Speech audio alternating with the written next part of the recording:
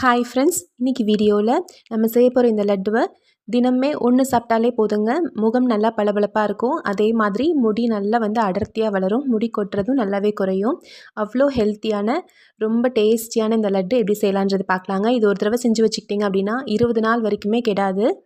ரொம்ப ஹெல்த்தியான டேஸ்டியான இந்த லட்டு செய்கிறதுக்கு ஸ்டவ்வில் ஒரு பேன் வச்சுக்கலாங்க. இதில் 2 கப் அளவுக்கு பச்சை பயிறு இருக்குது இல்லைங்களா, பச்சை பயிரை போட்டு நல்லா வறுத்து எடுத்துக்கலாம். நான் இன்றைக்கி எடுக்கிற அளவு ஒரு 30 லட்டு கிட்ட வரும். அந்த அளவுக்கு நான் இப்போ செய்ய போகிறேன். உங்களுக்கு அதிகமான குவான்டிட்டியில் வேணுன்ற போது அதுக்கு தகுந்த மாதிரி அதிகப்படுத்திக்கோங்க.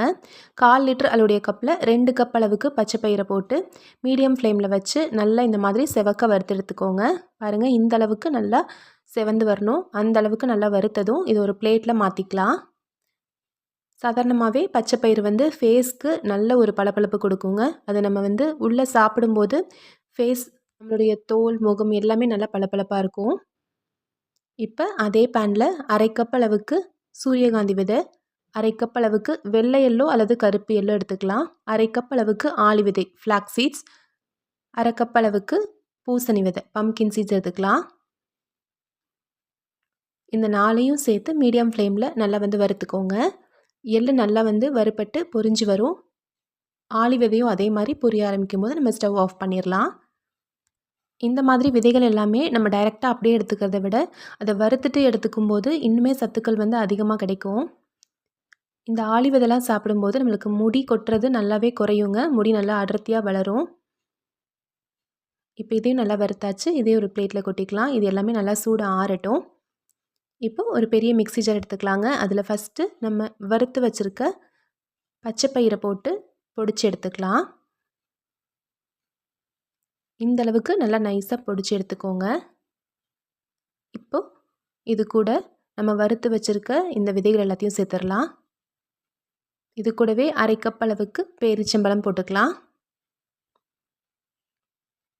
இது எல்லாத்தையும் சேர்த்து இப்போ அரைச்சிக்கோங்க. எங்கேயுமே விதை விதையாக இல்லாமல் நல்லா இந்த மாதிரி அரைச்சி எடுத்துக்கோங்க. இப்போ அரைச்சி எடுத்தாச்சு. இப்போ ஸ்டவ்வில் அதே பேனை வச்சு எந்த கப்பில் நீங்கள் எல்லாத்தையும் அளந்தீங்களோ அதே கப்பில் 1 கப் அளவுக்கு உருண்டை வெல்லத்தை பொடிச்சு சேர்த்துட்டு 1/4 கப் அளவுக்கு தண்ணி ஊற்றி வெல்லத்தை நல்லா கரைச்சி எடுத்துக்கோங்க. வெல்லம் ரொம்ப கெட்டியாக பாகு மாதிரி வந்துடக்கூடாதுங்க. வெல்லம் நல்லா கரைஞ்சதும் தேவைப்பட்டால் நீங்கள் வடிகட்டி எடுத்துக்கலாம். இந்த மாதிரி நல்லா கொதிச்சு வரணும். நல்லா கொதிச்சு வரும்போது இதில் 1 ஸ்பூன் அளவுக்கு நெய் சேர்த்துக்கோங்க. நல்லா வாசனையாக இருக்கும். சேர்த்துட்டு நல்லா இந்த மாதிரி கலந்து விட்டுருக்கோங்க. தண்ணி அதிகமாக விட்டுற வேண்டாம். 1/4 கப் அளவுக்கு மட்டும் தண்ணி சேர்த்துக்கோங்க போதும். இந்த மாதிரி நல்லா கொதிச்சு வரும்போது லோ ஃப்ளேமில் வச்சு நம்ம ஏற்கனவே பொடிச்சு வச்சுருக்க அந்த பொடியை போட்டுக்கலாம். பொடி எல்லாத்தையும் சேர்த்துட்டு நல்லா கலந்து விட்டுருங்க.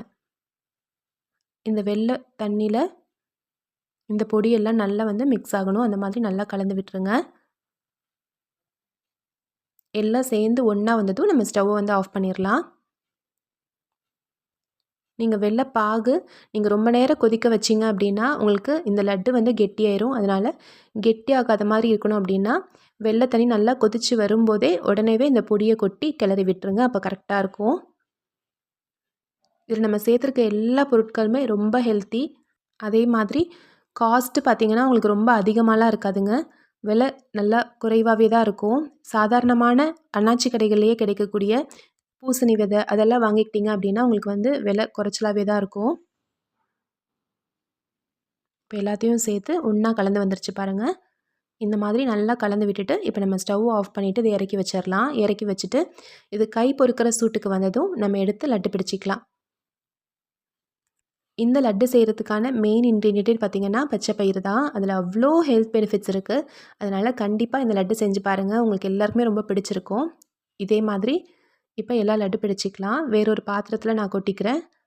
கொஞ்சம் சட்டுன்னு கை பொறுக்கிற சூடுக்கு ஆறிடும். இது கெட்டியாகவும் ஆகாது. ரொம்ப டேஸ்ட்டாக நல்லா சாஃப்டாக சூப்பராக இருக்குங்க. இது நல்லா சூடாக ஆறுனதுக்கப்புறம் லட்டு பிடிச்சி நம்ம ஒரு ஏர்டைட் பாக்ஸில் போட்டு வச்சிங்க அப்படின்னா 20 நாள் ஆனாலும் கெடாது. தினமே ஒன்று சாப்பிட்டுட்டு வந்தீங்க அப்படின்னாலே போதும். சின்ன குழந்தைங்கள்லேருந்து பெரியவங்க வரைக்கும் எல்லாருமே சாப்பிடலாம். பாருங்கள், இந்த மாதிரி எல்லாத்தையும் உருண்டை பிடிச்சி வச்சிடலாம்.